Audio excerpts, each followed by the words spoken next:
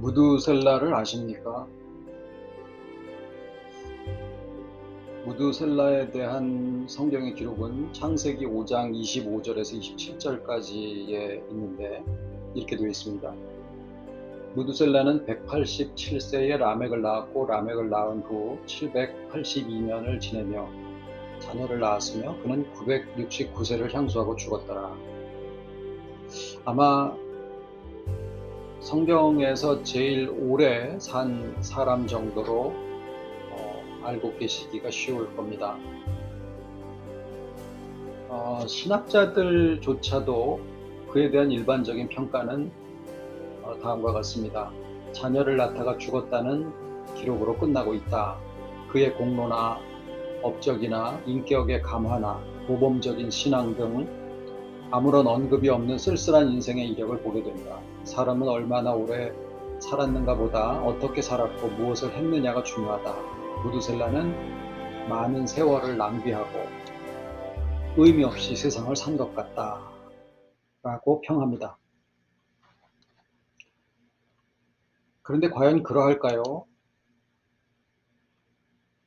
성경에 마치 의미 없이 나열되어 있는 것 같아 보이는 누가 몇 세를 살고 몇 년을 살며 자녀를 낳았으며 몇 세에 죽었다라고 하는 이런 기록들을 조금만 마음을 기울여서 살펴본다면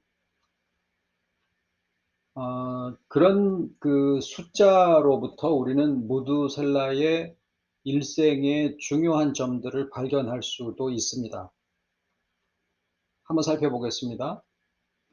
무두셀라는 아버지가 에녹입니다. 에녹 65세에 무두셀라를 낳고 이후 300년 동안을 하나님과 동행하는 삶을 살다가 하나님이 데려가심으로 죽음을 보지 아니하고 승천하죠. 이 에녹의 승천을 무두셀라가 분명히 목도하였겠죠. 물론 그 전에 300년 동안을 하나님과 동행하는 삶을 살았을 때 그것이 그 아들 무두셀라의 삶의 그 인격의 형성에 영향을 지대하게 미쳤을 거라는 것은 그건 지당한 생각이겠죠. 무두셀라가 태어났을 때 아버지 에녹은 65세였지만 7대조 아담이 여전히 생존해 있었을 때입니다. 687세였습니다. 65세의 에녹에게 있어서 10배에 해당하는 687세의 아담은 그 지혜와 어떤 영적인 진실함이 과연 어떠했을까 한번 생각해 볼 만한 부분입니다.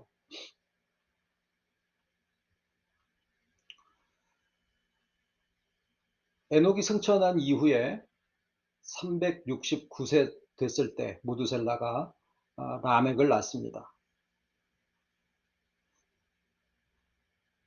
라멕이 노아를 낳습니다. 라멕은 무두셀라 187세에 낳았고 369세 되었을 때 아들 라멕이 노아를 낳습니다. 그러니까 무두셀라는 에녹의 아들이며 또 노아의 할아버지가 되는 거죠. 그래서 신학자들이 이야기를 하기로 에녹도 하나님과 동행하는 삶을 300년 동안을 살다가 들림을 받았고 노아는 방주를 지어서 당시의 시대를 구원하는 그러한 역사를 기록에 남기게 됐는데 그의 삶에 그런데 무두셀라는 자식을 낳다가 죽었다라고 하는 그것밖에 기록이 남지 않았느냐라고 하지만 무두셀라가 869세 때 노아가 500세 되던 때에 노아가 셈과 함과 야벳을 낳고 그들이 한 40세쯤 됐을 때 며느리를 봤다고 하니까 손주아들이 결혼하는 것을 무두셀라가 봤습니다. 909세에.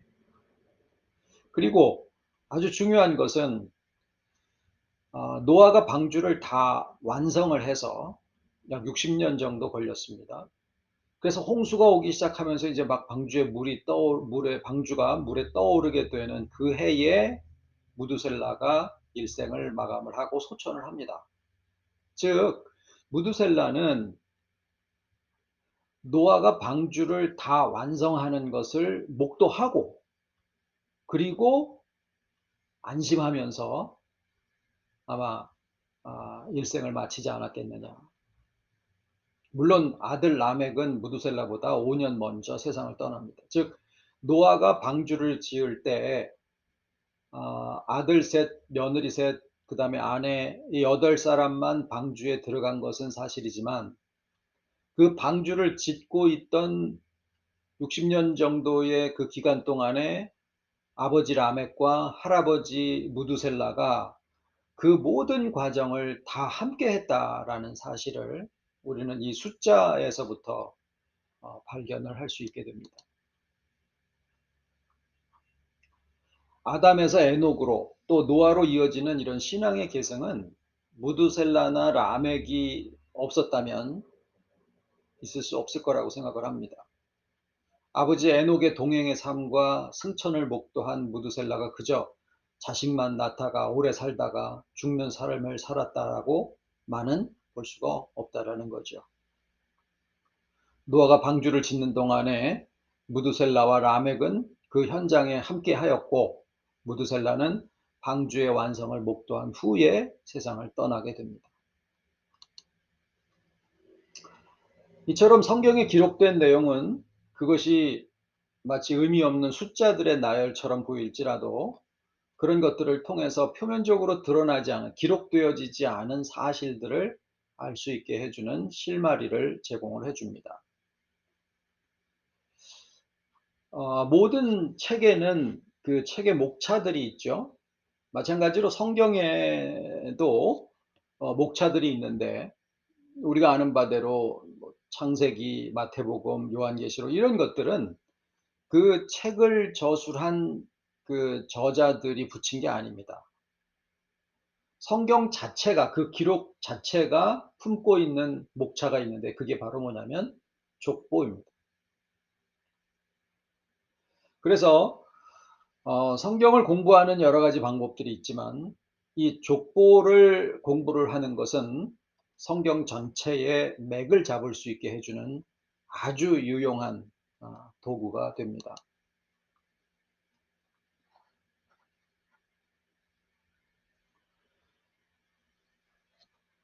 마태복음을 읽으시다 보면 어, 아브라함과 다윗의 자손 예수 그리스도의 세계라 하고, 아브라함이 이삭을 낳고 이삭이 야곱을 낳고, 야곱은 유다와 그의 형제를 낳고, 또 유다는 베레스에서 세라를 낳고, 이런 이제 쭉 그 누가 누구를 낳고, 한국 사람에게는 발음이 익숙지도 않은 그런 내용들이 쭉 나오다 보니까 성경을 읽는 그 최초의 장벽이 되죠.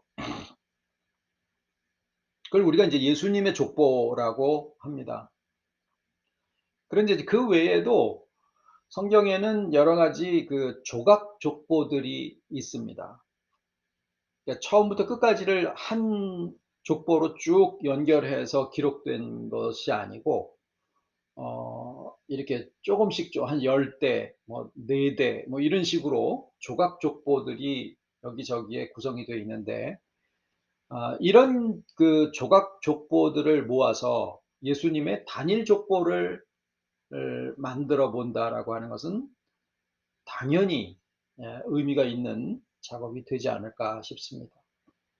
이런 족보들을 이제 간단히 살펴보면, 어, 모세가 기록한 창세기에는 하나님에서부터 노아까지를 5장에 기록하고, 노아의 자손 셈과 함과 야벳의 자손들을 10장에, 그리고 셈의 자손이 아브라함까지 이어지는 것을 11장에 기록을 하고 있고요.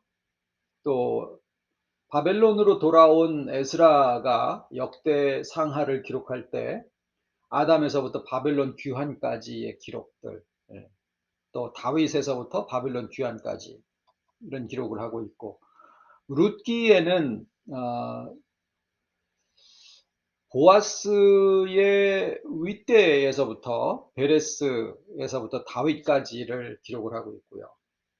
또 에스라, 느헤미야, 바벨론 귀환한 자손들과 성전 재건에 누가 어떤 부분을 용역을 했으며 이런 것들 사역을 했으며 하는 이런 내용들이 기록이 되어 있습니다.